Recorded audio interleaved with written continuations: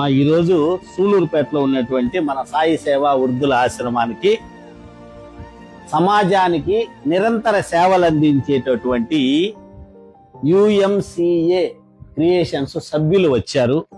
లక్ష్మి ఇటువంటి పుట్టినరోజు వేడుకలు మనలో ఘనంగా జరుపుకొని షిరిడి సాయినాథుని ఆశీస్సులతో, చంగాల పరమేశ్వరి దీవెనలతో, మీ అందరి ఆశీర్వాదాలతో నిండు నూరేళ్లు ఆయురారోగ్యాలతో చల్లగా ఉండాలని మనం మనస్ఫూర్తిగా భగవంతుని ప్రార్థించుకుందాం.